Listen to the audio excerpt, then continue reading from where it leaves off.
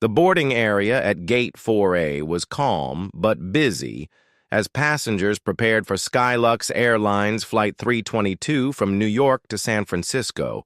Ava Johnson approached the gate confidently. Dressed in a simple navy blouse and tailored black slacks, a leather tote bag hanging from her shoulder, she had chosen this flight and this seat carefully. As the gate agent scanned her pass and waved her through without much acknowledgement, Ava made her way to first class and settled into seat 1A, the spot she had reserved weeks in advance for its privacy and legroom. She placed her bag beneath the seat and prepared for what she expected to be a quiet flight. Just as she adjusted her seatbelt, a sharp voice interrupted, "Excuse me, ma'am? This seat is reserved for our first-class passengers." Ava looked up to see a flight attendant named Rachel. Standing with her arms crossed and a firm expression, Ava calmly held out her boarding pass. "This is my seat." Rachel barely glanced at the pass before shaking her head. "There must be a mistake. You'll need to move to economy." Before Ava could respond, a woman stepped forward from the aisle. She appeared to be in her late 50s, with platinum blonde hair styled perfectly and a pearl necklace resting over a designer scarf. "That's my seat," the woman said, her tone dripping with entitlement. "I always sit there." Ava remained composed and responded, "I purchased this seat." Rachel's expression hardened. "Ma'am, this section is for platinum members and loyal first-class customers. I'm going to have to ask you to relocate." Whispers began to ripple through the nearby seats. A man muttered under his breath, "She doesn't look like first-class material." Ava placed her hands calmly in her lap and replied evenly, "I'm not moving. This is my assigned seat." Rachel's lips tightened into a forced smile. "I'll get the supervisor." Moments later, the cabin supervisor arrived. His name tag read Trevor. He quickly listened to Rachel's explanation and then turned to Ava. "Mrs. Whitfield is a valued customer who flies this route frequently. You'll need to move to another seat." Karen Whitfield, still standing impatiently in the aisle, chimed in. "I'm sure this is just a misunderstanding. She probably can't afford first class." Some passengers chuckled while others began discreetly recording the scene on their phones. Ava's voice did not waver. "I will not move." Trevor leaned in, lowering his voice, but making sure his tone was clear and firm. "We can do this the easy way, or we can call security." Ava lifted her chin slightly and replied, "Call them." A collective gasp moved through the cabin. Several phones were lifted higher, capturing every moment. Within minutes, 2 airport security officers boarded the plane and approached Ava's seat. "Ma'am, please come with us." Ava stood slowly. She gathered her tote bag, adjusted her blouse, and stepped into the aisle, her posture straight and her chin high. As she passed Karen, the woman smirked and said quietly, "Some people just don't know their place." Ava paused for a moment, then responded in a calm but firm voice, "You're about to find out where yours is." She walked down the aisle flanked by security. Behind her, the whispers grew louder and more urgent, and the cameras kept recording, but no one, not Rachel, not Trevor, not Karen, had the slightest idea who they had just humiliated.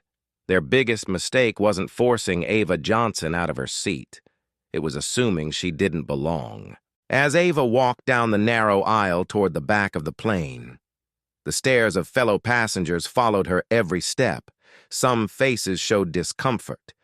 Others displayed open curiosity or quiet judgment. A few passengers averted their eyes. Pretending not to notice what was happening, she passed row after row until she reached the back. where a young flight attendant named Claire directed her to seat 35E, a cramped middle seat in the last row, right next to the lavatory. The smell of disinfectant hung in the air. Claire's voice was soft, almost apologetic. "This is where you'll be seated now, ma'am." Ava placed her tote bag under the seat and sat down, her face calm and composed. A man seated next to her, perhaps in his early 30s, gave her a sympathetic glance. "That's not right," he muttered under his breath. Ava simply smiled. "It's temporary," she replied.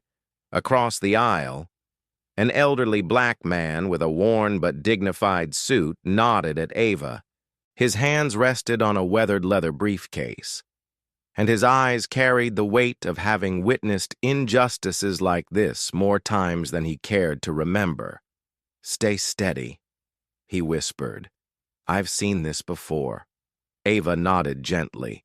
"I intend to—" At the front of the plane, Rachel returned to Karen Whitfield's side. "Your seat is ready now, Mrs. Whitfield," she said quietly.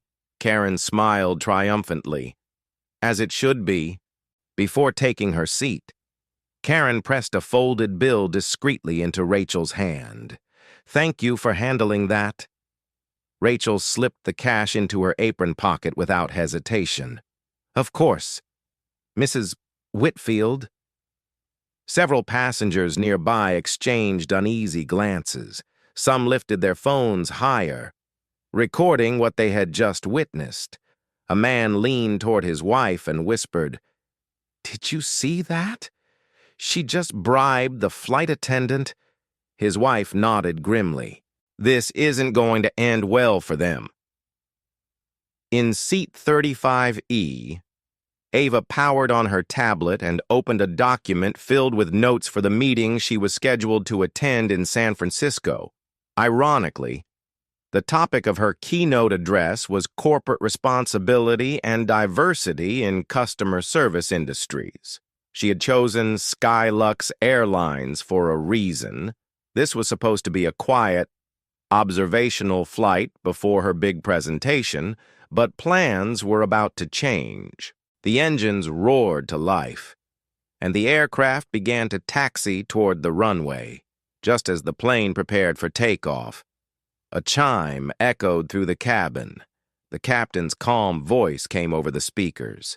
"Ladies and gentlemen, we've been asked to return to the gate. Please remain seated." A murmur spread through the cabin. Passengers looked around in confusion. Karen let out an irritated sigh. "What now? I have a luncheon in San Francisco. This is ridiculous."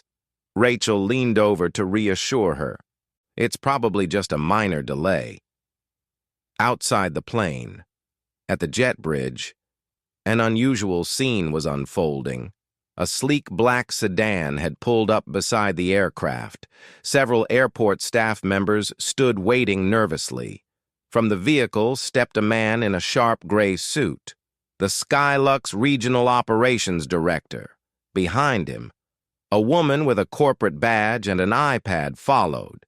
She was Skylux's lead corporate legal counsel.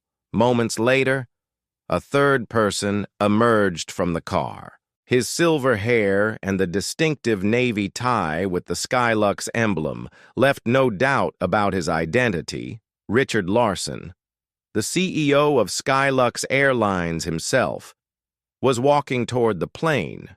Rachel noticed them through the cockpit window and straightened her uniform. Suddenly anxious, Trevor, standing near the cockpit door, frowned. "Why is he here?" The three executives boarded the plane swiftly. Larson's sharp eyes scanned the cabin. The entire first-class section fell silent. Some passengers instinctively raised their phones, ready to capture whatever was about to happen. Larson turned to Trevor and Rachel. His voice was low but firm. "Where is the passenger you reassigned from seat 1A?" Trevor hesitated. She's in 35E. Larson didn't waste another second. He walked the length of the plane, the legal counsel and operations director close behind. As they moved past the rows of seats, the cabin grew increasingly silent. Every passenger seemed to sense the gravity of the moment. Reaching row 35, Larson stopped. "Miss Ava Johnson?" he asked. His tone professional but respectful. Ava looked up calmly. "Yes," Larson nodded. "Please gather your belongings and come with us." Claire, the young flight attendant, instinctively stepped aside. Her eyes widened as the CEO himself addressed the passenger she had just seated at the back of the plane. Ava stood, retrieved her bag, and followed Larson and his team back toward the front. The walk back up the aisle felt very different now. Passengers leaned aside to make room. Some whispered. Others recorded. Karen's smirk faded as Ava approached. Rachel's face lost all color. Trevor gripped the back of a seat to steady himself. When they reached seat 1A, Larson gestured toward it. "Please take your seat, Miss Johnson." Ava paused. "Are the crew prepared to accept my presence this time?" Larson nodded solemnly. "They are, and they won't be here much longer." Ava sat, maintaining her composure. Larson turned to the cabin, his voice projected with authority. "Ladies and gentlemen, I regret the disruption. The passenger wrongly removed from this seat is Ms. Ava Johnson." He paused, letting the weight of his words settle. "Ms. Johnson is not just a first-class passenger." Rachel and Trevor stiffened. Karen froze, her mouth slightly open. Phones continued to record. "She is the majority shareholder of Skylux Airlines." A collective gasp moved through the cabin. Trevor's grip tightened. Rachel's knees weakened. Karen's face turned pale. Larson continued. "Effective immediately. The staff responsible for this situation have been relieved of duty." Two uniformed airline security staff approached Rachel and Trevor. "You will deplane now. Your employment is terminated." Rachel opened her mouth to protest, but Larson raised a hand. "Enough!" Trevor hung his head in defeat. Karen began to stand, her voice high and indignant. "This is outrageous. I'm an elite customer." Larson cut her off. "You may file a complaint through appropriate channels." Karen slowly sank back into her seat, her face burning with shame. The cabin remained silent as the doors closed behind the dismissed employees. Larson turned to Ava. "Ms. Johnson, again, I apologize. This will not happen again." Ava gave a slight nod. "No, Mr. Larson, it won't." She reopened her tablet and returned to her notes. The engines roared once more. The plane began taxiing toward the runway. But this flight and this airline would never be the same again. The flight landed in San Francisco without further incident. But the quiet in the first-class cabin was heavy with unspoken tension. Ava gathered her things calmly and exited the plane before most passengers had unbuckled their seat belts.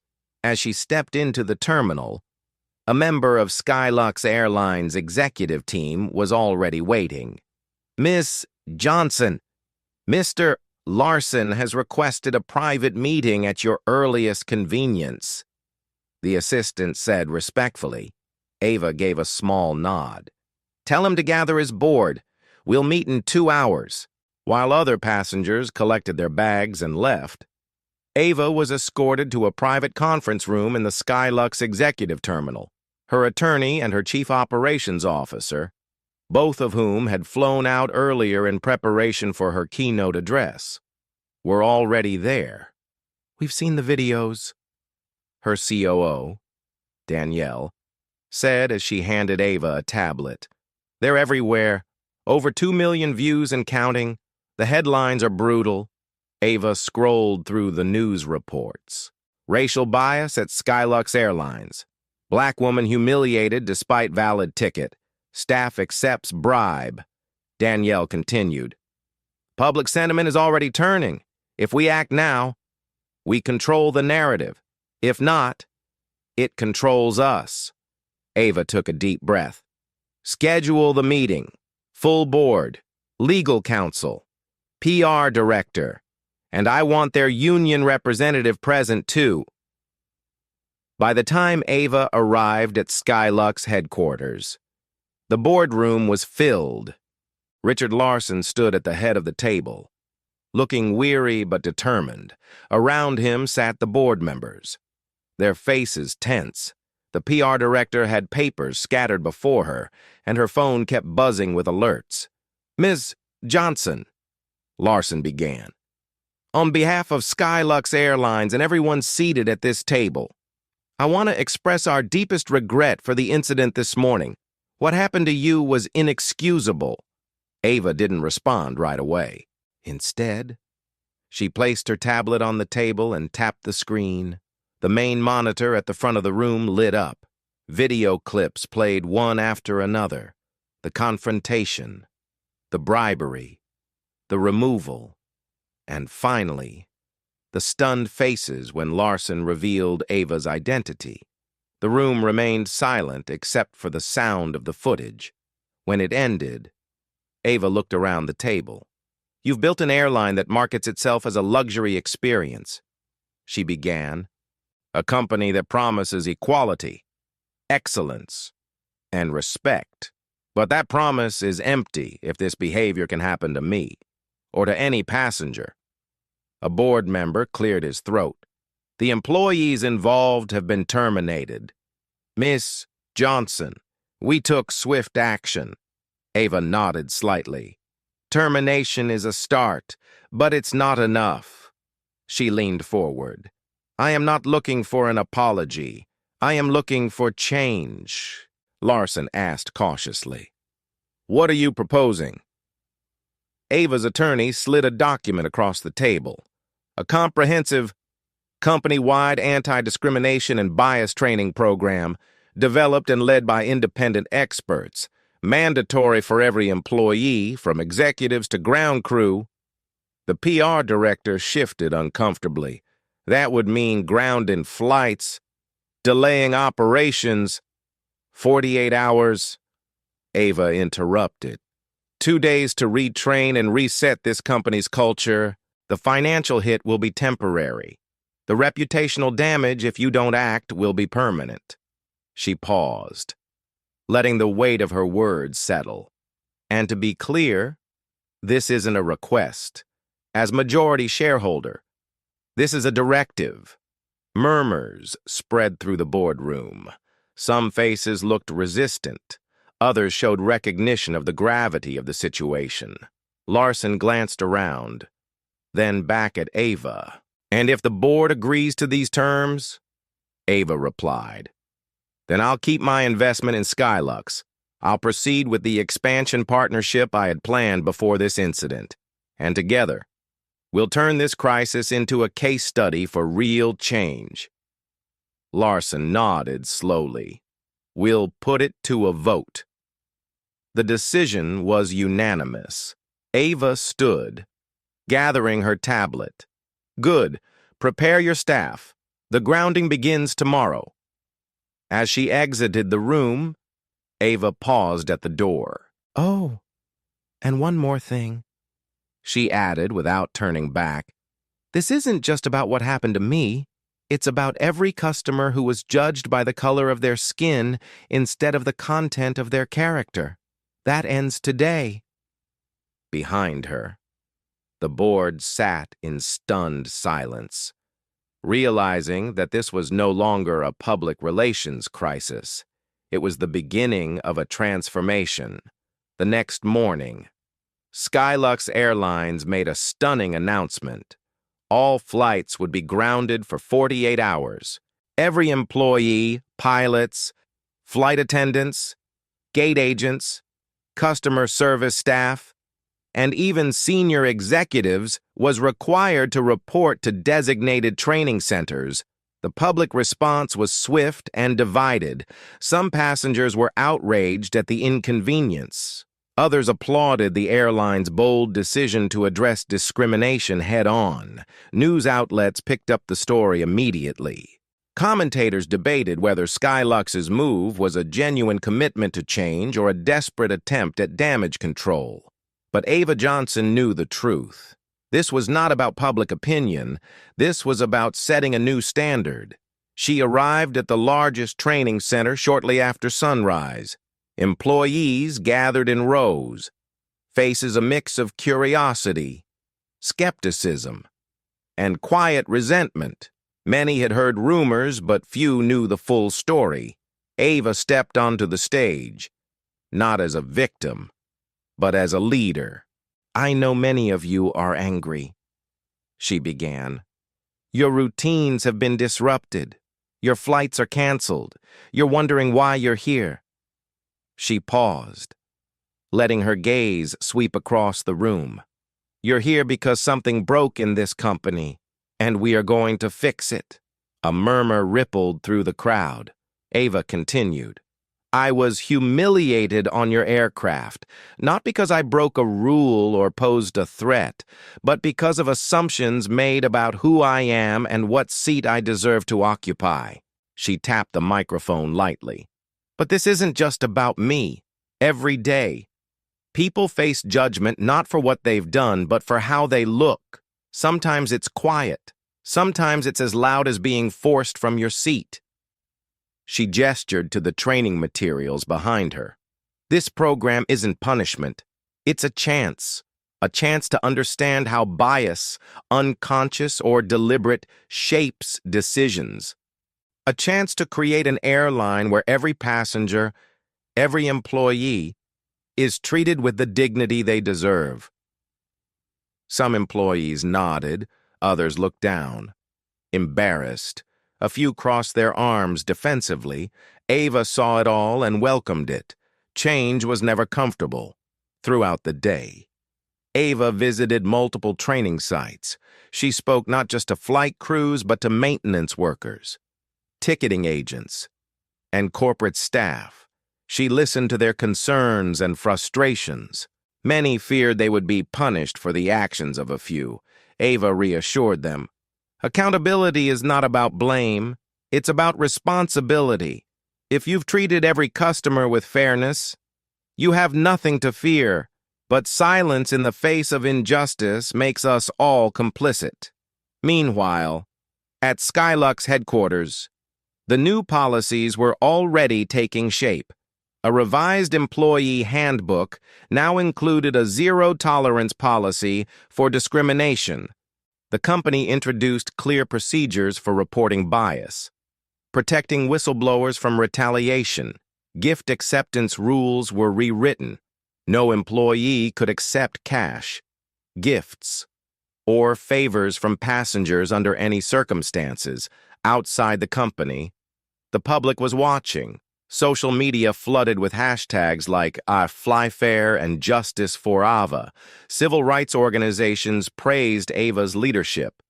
Rival airlines issued statements supporting diversity, though none matched Skylux's sweeping actions. By the second day, even some of the most skeptical employees began to shift. In group discussions, they admitted past moments where they had overlooked or dismissed bias. One flight attendant tearfully confessed, "I never thought about how moving someone to the back of the plane could mean more than just a seat change. It's about dignity." Ava stood beside Richard Larson as he addressed the staff at the final training session. His voice was steady, but carried the weight of the past few days. "We failed a passenger. We failed our promise, but failure does not define us. How we respond does." He turned to Ava. "Thanks to Ms. Johnson's leadership, Skylux is not just recovering. We are becoming a model for the entire industry." Ava stepped forward one last time. Today marks not an end, but a beginning. We will be judged by the standards we set and the actions we take moving forward. Discrimination ends not with policy, but with people willing to uphold what is right. The room erupted in applause. Not everyone was clapping. Some were still grappling with uncomfortable truths, but for the first time, Ava felt a shift, a real one. The culture of Skylux Airlines was changing, not because they had to, because they chose to. In the days following the training, the consequences of that morning's events rippled far beyond the walls of Skylux Airlines. News outlets continued covering the story. But now the narrative had shifted. What began as an incident of racial bias had become a story of corporate accountability, leadership, and change. Rachel and Trevor's names became synonymous with poor judgment and workplace discrimination. Within hours of their termination, other airlines issued statements clarifying that neither would be considered for employment. Trevor applied to multiple regional carriers, but every response was the same. His experience was noted, but his presence in the viral videos made him a liability. Rachel faced similar rejections. Some companies wouldn't even return her calls. Captain Reynolds, though not directly involved in Ava's removal, had been present and had failed to intervene. His 30-year career unraveled quickly. Pilots were expected to lead and protect passengers. His silence had spoken volumes. No major airline would offer him a cockpit again. Karen Whitfield's fall from grace was equally swift. Skylux issued her a lifetime ban, but the consequences extended far beyond air travel. Her employer, a prestigious consulting firm, placed her on administrative leave pending an internal ethics investigation. Longtime friends distanced themselves, unwilling to be publicly associated with the woman now known across social media as Airline Karen. Yet, even as these individuals faced public backlash, Ava chose a different path forward. At a press conference streamed live from Skylux headquarters, Ava stood beside Richard Larson and the board. The media gathered, expecting announcements about further lawsuits or financial penalties. Instead, Ava introduced a new initiative, the Second Chance Program. This program, Ava began, is not about excusing the inexcusable. It's about recognizing that accountability doesn't have to mean permanent exile. People can change, but they need a path, not a punishment. The Second Chance Program offered rehabilitative training and counseling for employees who had been terminated due to discriminatory actions but showed a willingness to confront their biases and make amends. Participants who successfully completed the program would receive certificates of accountability and could apply for new positions, though not necessarily at Skylux. Surprisingly, both Trevor and Rachel applied. Trevor entered the program reluctantly at first. Defensive and bitter, in early sessions, he insisted, "I was just following procedures. I didn't make the rules." But as the weeks passed, facilitated by psychologists and diversity trainers, he began to open up. He spoke of his upbringing in a household where racial jokes were casual dinner table conversation. He admitted he had never questioned his learned biases until they cost him everything. Rachel's journey was more emotional. She broke down in group discussions, confessing that she had known her actions were wrong but had feared losing her job if she defied a senior supervisor or frequent elite customer. "I thought staying silent was safer," she said, "but silence is what let it happen." Captain Reynolds joined the program, too, though he knew he would never fly again. Instead, he focused on education. He participated in sessions not just as a student but later as a mentor, helping others understand the cost of inaction. I trusted hierarchy over humanity, he told a class. That was my greatest failure. Upon completing the program, Rachel secured a new position, not as a flight attendant, but working in passenger services at a small regional airport. Trevor found work in logistics, a step down from his former role, but a chance to rebuild. Captain Reynolds became a guest lecturer, sharing his story with aviation students nationwide. Meanwhile, Skylux Airlines underwent deeper transformation. Independent auditors reported that the company now led the industry in passenger satisfaction across all demographics, with particular improvements noted among Black, Hispanic, and Middle Eastern passengers. Whistleblower reports increased initially, not because discrimination rose, but because employees finally felt safe reporting issues. Ava quietly monitored the progress. She attended some training sessions anonymously, blending in with staff. She reviewed audit reports personally and met with employee focus groups to hear their experiences. Changes were happening, not cosmetic ones, but real, measurable improvements. 6 months after the original incident, Skylux Airlines held a ceremony to recognize the company's progress. Ava was invited to speak. She declined the spotlight, but agreed to attend. As she stood at the back of the auditorium, she watched Richard Larson address the staff. "We failed," he admitted openly. "But failure was not our end. It was our beginning, thanks to leadership, accountability, and the courage of our people. Skylux has become a model for fairness and respect."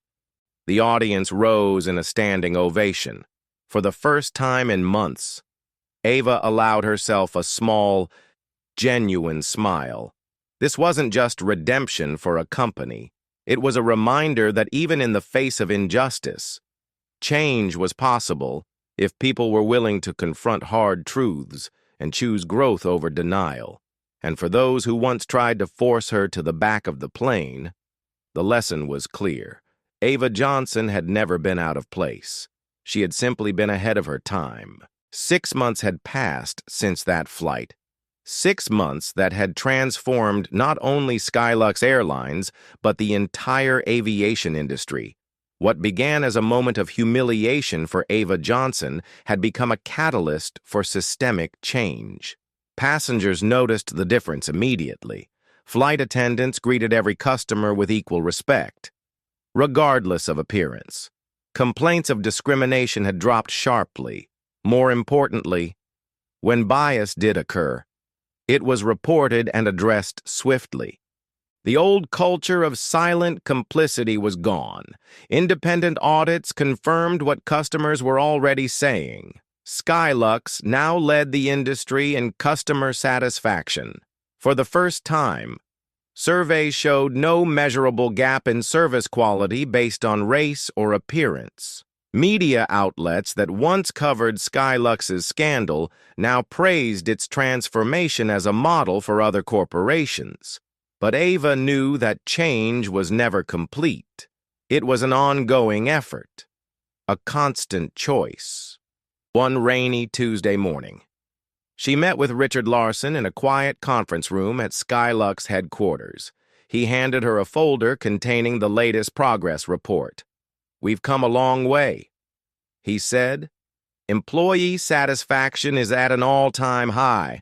Passenger numbers are up 12%. Our investors are returning." He paused. "And the Second Chance program has graduated its first full class." Ava opened the folder. Scanning the data, Trevor and Rachel's names appeared on the list of graduates, along with several others. She nodded. "Accountability and growth," she said. "Exactly what we set out to achieve." Larson smiled, though it was tinged with humility. "None of this would have happened without you." "It would have happened eventually," Ava replied. But it took confrontation to speed it up. She closed the folder and leaned back. That's how real change happens. Not through comfort, but through challenge. As she prepared to leave, Larson stood and extended his hand. You've held us accountable and made us better. For that, we are grateful. Ava shook his hand firmly. Gratitude is earned through action, not words. Keep doing the work. Outside the building, the rain had stopped. The skies were clearing. Ava paused at the entrance, watching passengers moving in and out of the terminal, people of every background, business travelers, families, students, seniors, no longer judged by the color of their skin or the clothes they wore, but simply seen as customers, human beings deserving respect. A woman approached hesitantly. She wore a Skylux uniform, a badge identifying her as a new flight attendant. Miss Johnson, I just wanted to say thank you. Before, I was afraid to speak up when I saw unfair treatment. Now, I know I have the company's support if I do. Ava smiled warmly. That's how it should be. As the woman hurried back to her duties, Ava took a deep breath. She had not only reclaimed her seat, she had helped reshape an entire company's identity, and perhaps, in some small way, the expectations of an industry. The viral video that once showed her forced from seat 1A was now replaced in the public memory by new images. Ava standing before packed training rooms, employees raising their hands to commit to fairness, and passengers of every kind boarding Skylux planes with confidence. Justice had been served, but more importantly, progress had been made, because sometimes justice is not just about punishment. Sometimes it's about creating a future where the same injustice cannot happen again. If this story resonated with you, leave a comment and share your perspective. Don't forget to like and subscribe, not just for more stories, but to be part of a community that believes dignity and fairness belong to everyone.